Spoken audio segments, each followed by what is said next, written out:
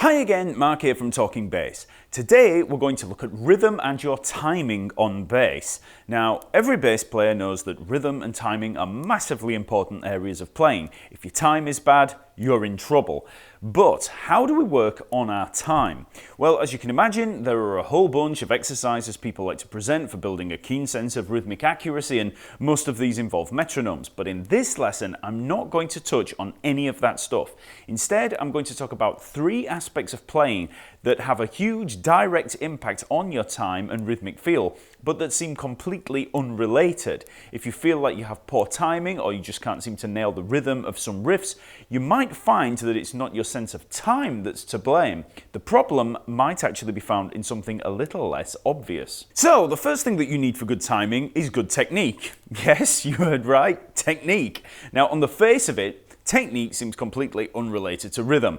Technique is a physical aspect of playing, rhythm is a core property of just general musical experience. They don't even seem comparable. Technique can even be a part of playing that some players like to view as detrimental to the, feel of musical performance.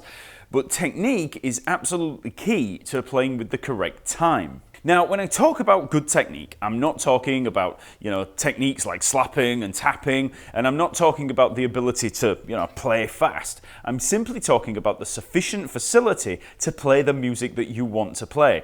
That's it. So why is bad technique such a problem?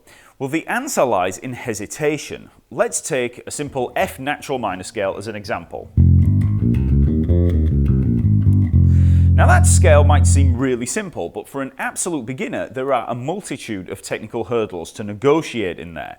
It's a fairly big stretch. You need finger strength in the third and fourth fingers. We're crossing the strings in the picking hand. All pretty basic stuff, but if you're a beginner, that might seem tough. And if I presented that as an exercise with the requirement that it must be played with, well-timed eighth notes in ascent and descent, things are going to get messy. If you're struggling to play the line, it'll be almost impossible to play with any amount of rhythmic accuracy because you're struggling to actually get the notes under your fingers. A lack of technical facility is making for bad timing. The second thing that you need for good timing is a thorough knowledge of the notes that you are playing. Now again, this might seem unrelated. Pitch and rhythm often seem like two unique aspects of music. One is what we hear, the other is when we hear it. But as with technique, hesitation is the problem. Hesitation impacts on our rhythm. If you don't have the conviction in the notes that you're going to play, then you're going to hesitate. And in music, we deal in microseconds. It's those almost undetectable fractions of a second that contribute to the feel of a line, and consequently, our sense of time. So, here's a bass riff.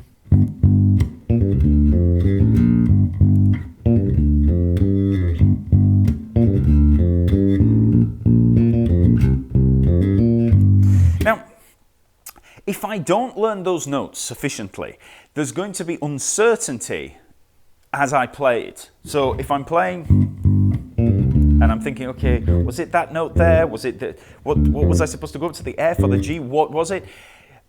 That uncertainty is going to create that hesitation, and it's going to affect your rhythm. You can't relax and actually focus on the rhythm until you've actually got the notes down under your fingers. Now, there are two things that I think can help in this regard.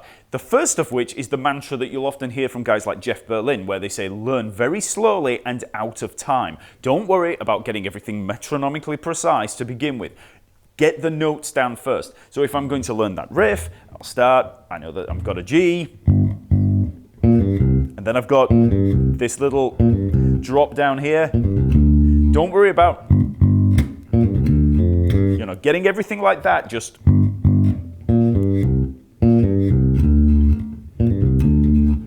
practice it in chunks.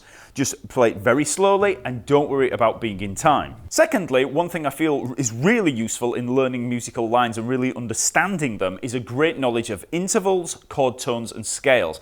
If the lines you're learning are made up of familiar material that you know from both a visual and theory perspective, you'll find it way easier to play and way faster to memorize. It's no longer just a bunch of disassociated notes all strung together. So in the riff that I just played, I actually see that as a succession of musical statements made up of intervallic building blocks and, working around a chord tone framework. Now that might sound a bit overly theoretical, but in fact, it's just a fancy way of saying I see a bunch of patterns that I already know, so I just bolt them all together. So in terms of that riff, I would see it as, G there is the root note, that's the root note of the chord I'm on. Then I jump up to this minor 10th up there, again an interval I've played many, many times before. Then down to the root note again, and the 4th. And then to the D there, which is the 5th of the chord. So even in isolation, they're all intervals that I've played thousands of times. They're all very, very familiar. So I don't find them alien in any way. And the way that they're all put together, again, that's all familiar stuff. Coming down from the 10th there to the root note, again, very, very familiar. So if you already have this, this toolbox filled with all of these patterns, not just as geometric shapes on the neck, but also, in terms of the actual theory behind them, then you will find it much, much easier to learn lines and to actually play them, even on the fly if you're reading, because this is stuff that you've seen before. It's not alien territory. Finally, the third thing that you need for good timing is to learn the rhythm. Now, you might be thinking, okay, now we're talking, we're looking at rhythm, let's go. But wait just there, I'm not talking about practicing rhythm. I simply mean learn the rhythm. So this is in the same way that I said you need to learn the notes. Learning a bass line by just hearing the music and copying the rhythm is fine, but problems can arise if you don't pay attention to the subdivision and focus on accurately recreating the rhythm.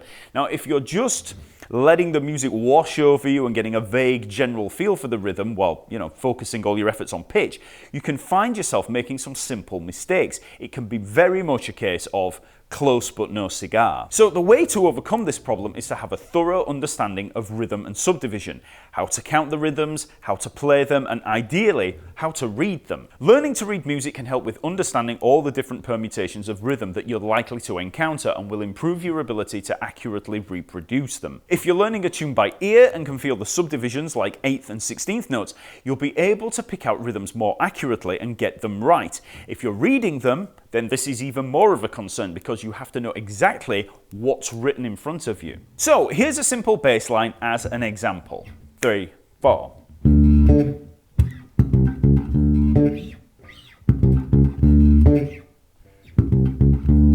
Now that bass riff is based around a dotted 8th note, 16th note rhythm. And that rhythm can be tricky to play accurately for a lot of beginner bass players because it's a syncopated 16th note at the end of the first beat. So it's so close to beat 2 that some players can end up playing that on the beat, and others might quantize it back to the end of beat 1. You might also play it as the last note of a triplet. So there's many different ways that you could kind of get it wrong if you didn't hear it right. But if you have a good knowledge and feel for subdivisions, that won't be a concern. You'll be able to place that note on that 16th note with accuracy because you just know how to hook it on there. You've played it before. So if we look at that first beat rhythm in there, the dotted 8th note, 16th note, I'm on a D octave, so we've got 5th fret A string, 7th fret G string. And in order to count it properly and accurately, we need to be thinking of 16th note subdivision, which would be 1 E under, 2 E under, 3 E under, 4 E under. So you want to try that slowly when you're first getting used to this kind of thing. So you want 1 E under, 2 E under. So 1 E under, 1 E under. Okay, so we're putting it all there under the musical microscope. So 1 E under, 1 E under. A little quicker, 1 E under. 1 E and da, and know where your foot's going to fall. If you've got the foot on each beat, 1, 2, 3, 4, 1 E and 2 E and 3 E and 4 E and 1 E and da 2. So the foot comes down just after, it's on that 2, and that can be hard to get down when you're first starting this kind of thing because there's an independence issue, with the foot and the hands. You need to know that when you've played that little syncopated 16th note that the foot's going to come down after. And it's this kind of stuff that can play a part in making those little mistakes when you're learning one of these rhythms. Once you've practiced this kind of material, be it through reading or just general, practicing subdivisions, you will gradually build up a little bit of a vocabulary for this kind of stuff, all these rhythmic cells. So you won't have to think of it then. You're not going to have to sit there going 1 E and a 2 E and a 3 E and a 4 E under. You just know it, okay? So this is where I say learning the rhythms is vital to actually playing with good timing, because if you're getting those subdivisions wrong, you're going to be out of time. So that's 3 less obvious tips for improving your time and rhythmic feel.